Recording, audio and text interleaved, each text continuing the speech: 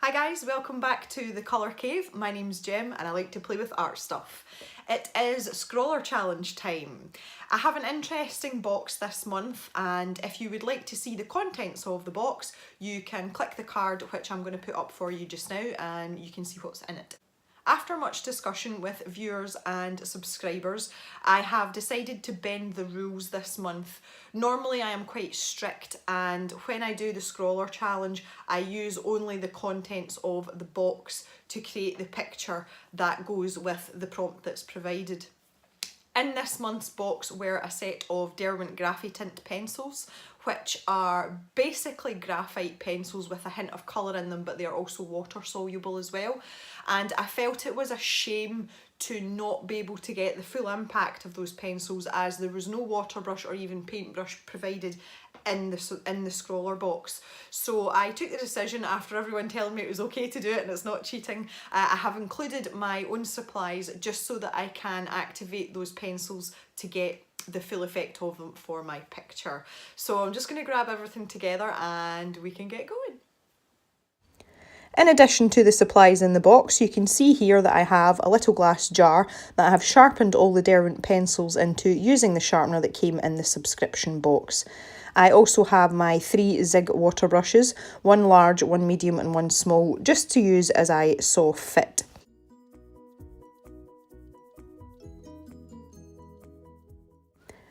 This month's prompt was take flight, so naturally the first thing that springs to mind is things about birds. You can see there I had some lovely sharp points on those pencils using the sharpener that came in the box. The first challenge that I had was deciding which orientation to have the paper. I knew what I wanted to draw, and I also knew whichever way round I had the paper, I was going to struggle to fit in what I wanted without having to sort of squish things in. So eventually you can see here that I plumped for portrait. This sort of sketching out phase, I picked out the cloud grey pencil because it was the closest thing I would have to like a normal graphite pencil if I was doing a normal drawing, and also it's a pale enough colour that you can erase it without too much hassle. And if you look back at the original video I did in the unboxing, I did try and erase some of the pencil and it took most of the pigment away, but it didn't lift all of it using the eraser that came in the subscription box. So I figured going with the light grey pencil was probably the best option in terms of rough sketching and being able to make amends.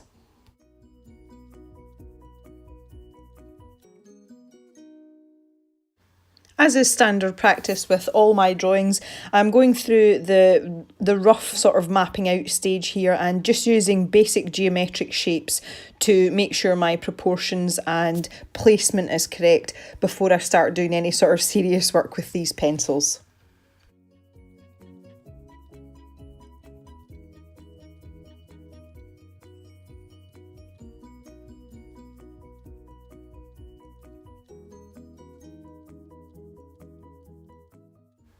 The first thing that I gave quite a lot of thought to before I actually started drawing was how I was going to incorporate the very limited palette into this picture and still have it give me the impact and the results that I wanted. The colour selection that came together was, I mean, they were all right. The colours are, you know, they're quite complementary. But it would have been nice to have some sort of contrasting colour, perhaps like a red or an orange, or even a sort of, you know, an ochre brown, that kind of thing would have been lovely. So I had to sort of decide in my head what colours I was going to substitute where to ensure that I had the contrast and the values within the picture before I actually started. So that was really a lot in the planning stages, and at this point I knew what colours I was putting where, and I can just start to put down the pencil and build up the outline of the heron.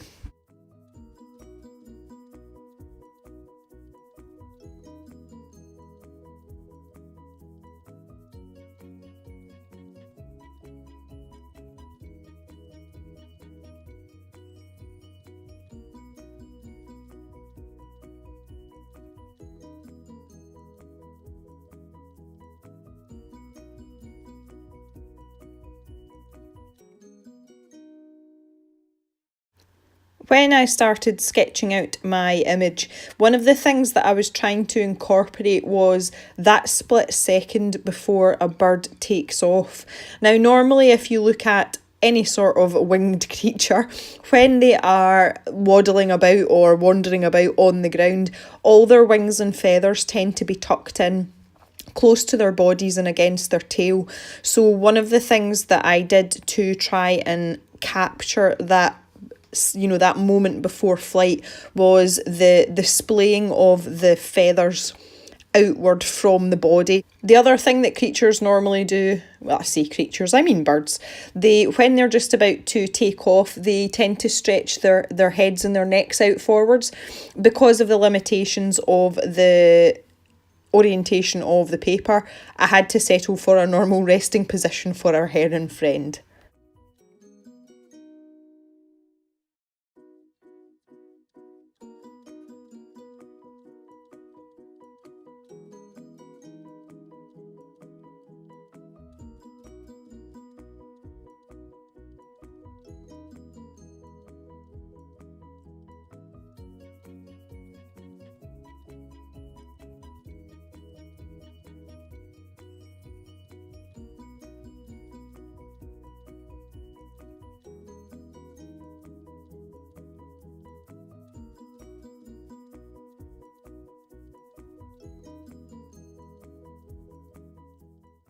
Before continuing on with the green pencil, which I do believe is called Ivy, I just wanted to do a quick test run with my water brush on a scrap piece of paper, and just to see how well the colour would move about on that particular paper. In the box originally there came 3 sheets of the same paper, which wasn't designed for excessive water. So I thought I would just give it a go before I started my grassy bottom and just see if I would be able to manipulate it and push it about a bit and get a little bit of texture once I'd activated the pencil with water. And you can see from that scrap of paper on the right hand side, it looks pretty good.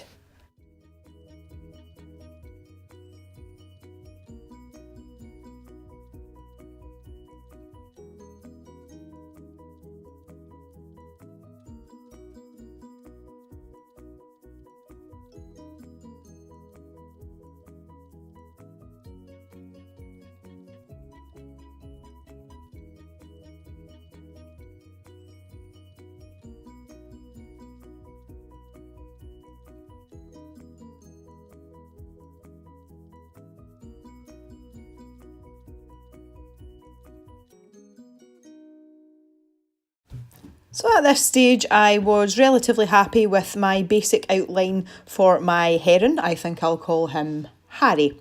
And now I've moved on to starting to fill in the body of the bird and picking the specific pencils that I wanted to use for the colours in those sections. So I'm just building up a little bit of colour here. Now, it's not the way I would normally do with pencil, simply because I was going to activate it with water. So I just thought I'd block in some colour here and there and then do the work really with the water brush as opposed to the pencil. Because one of the things about these pencils, they are graphite pencils with pigment in them. So when you have them laid down on the paper dry, they do tend to look quite sort of, I don't want to say muddy, but they do look graphitey, for want of a better phrase, and they really do come to life once you put water on them. So I wasn't being too careful in terms of laying down the pencil.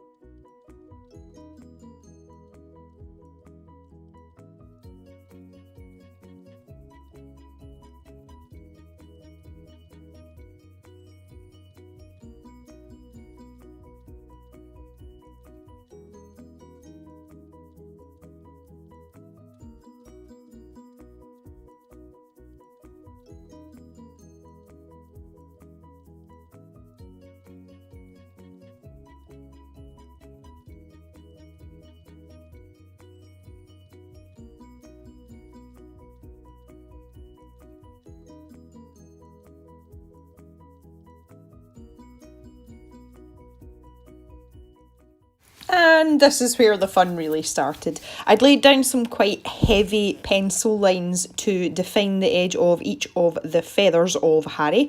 And after that, I was desperate to get my water brush out and start really, bringing that pencil to life and making the colour pop a little bit. And you can see straight away, just from even that top section on his head, that is blue. It looked kind of grey before that, but you can definitely see that is blue. So this was the best, honestly, this was the best fun. And I got a little bit giddy with myself. I was like, oh, look, water, this is pretty.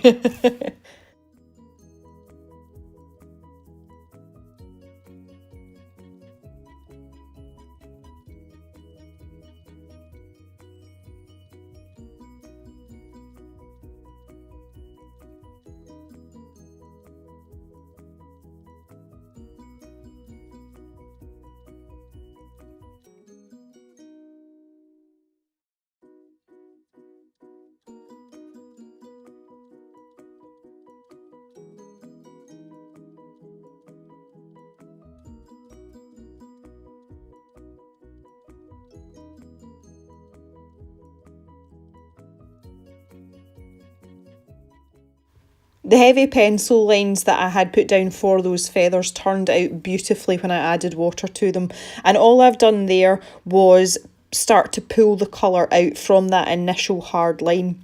And I have to say, despite the forewarning about the paper, the colour did travel quite far. I was quite impressed. And it also let me keep that sort of delicate balance of the colours as well, because they are quite muted and they are quite subtle. So I didn't want, glaringly obvious, really heavy, sharp lines all the way throughout. I just wanted enough so that you could differentiate that there were separate feathers on those wings. I have to admit that I was a little bit nervous after I'd laid down the pencil for the grassy reeds at the bottom.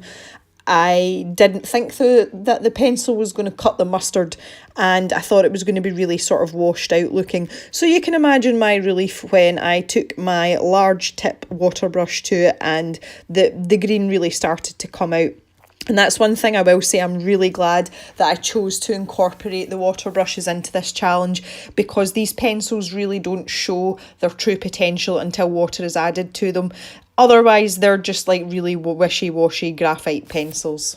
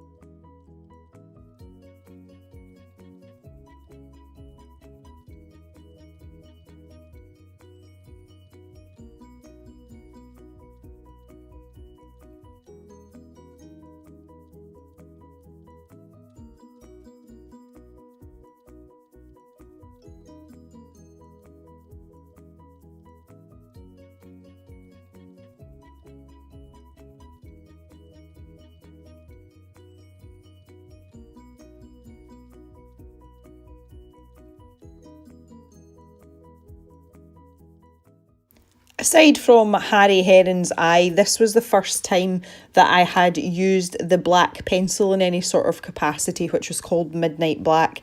And I actually got a little bit excited about that. I never thought I would get excited about a black pencil.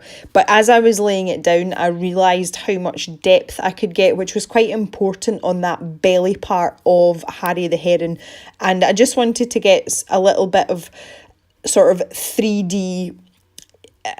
3D-ness. Yeah, I wanted some sort of curvature there, and the black pencil was perfect for that. The control with the pencil was really good, and I was even more impressed once I added the water to it, because I wasn't entirely convinced that I was going to get that nice, thick, dark sort of under section, but as you can see, I managed with it no problem at all. And because it does manipulate well once water has been added, I was able to play about with it a little bit with the water brush and get the effect that I was looking for.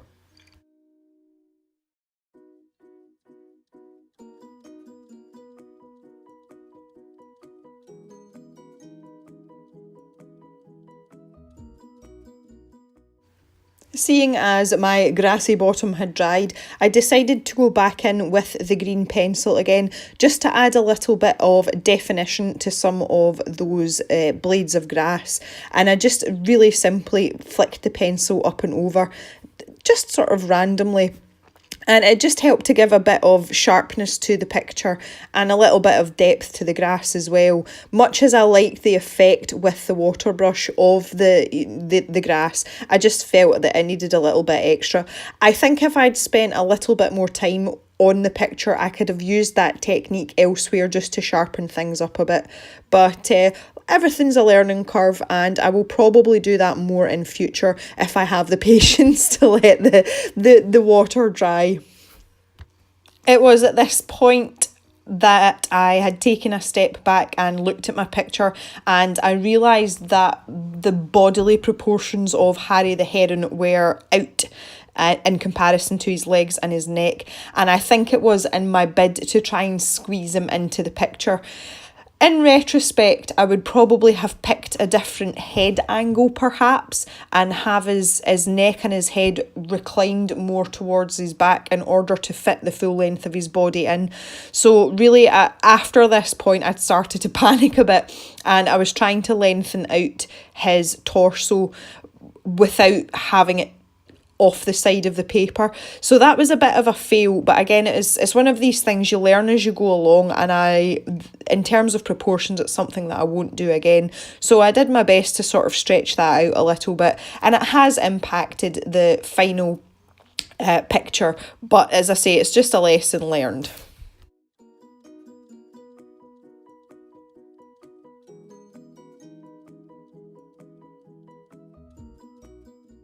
I was quite excited for the purple pencil. Again, it's one of those ones that when it laid down, it didn't look particularly exciting. And you can see that tiny patch that I've done just above Harry's beak doesn't look particularly exciting. But when you add water to it, it is such a beautiful colour. And I wanted it to have an impact, so I decided to confine it to the sky and the background so that it would hopefully bring the main colours of the heron forward and just have something pretty in the background. So again, you can see I didn't really take much care over what I was doing in the background, knowing that I was going to be using quite a lot of water on it. And it does, again, it just looks like a sort of, slightly off grey pencil. And it's only when I started to add the water that everything started to look pretty. And I'm sure you'll agree that that was a good choice. I think if I'd incorporated some of that purple into the heron itself, the impact of it might have been lost.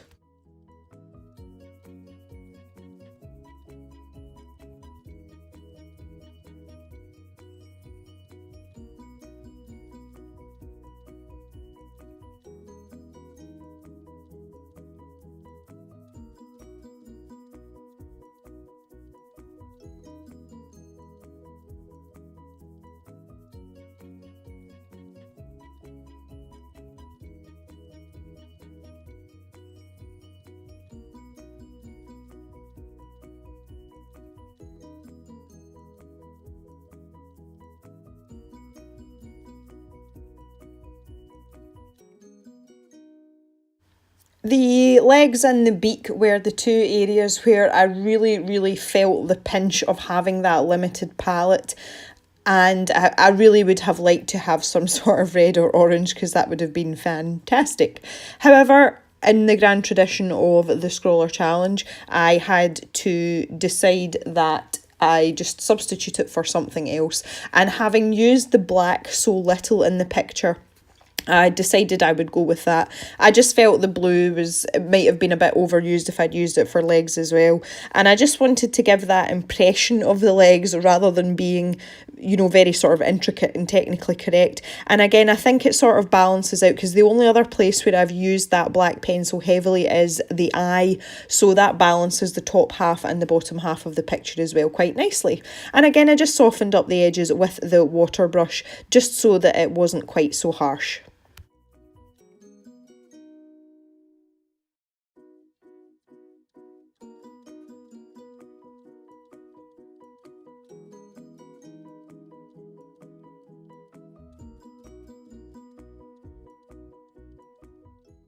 I just wanted to demonstrate here how the paper was coping with the water. You can see that is quite buckled and quite puckered, and I haven't used an excessive amount of water.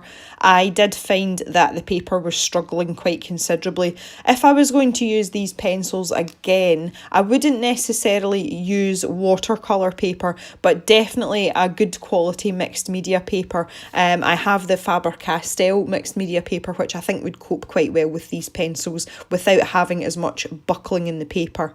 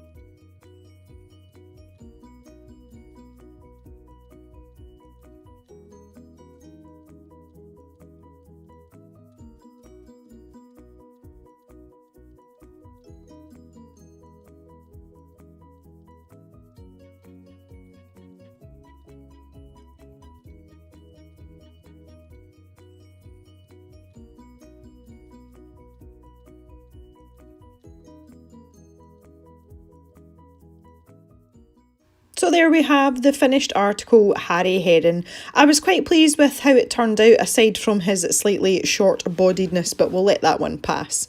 So I hope you have enjoyed watching this Scrawlr challenge, and if you like this video, then you can see plenty more of it. I do put out videos twice a week, once on a Monday and once on a Friday. If you haven't subscribed already, feel free to hit that subscribe button and get some more arty videos and colouring videos and lots of other cool stuff.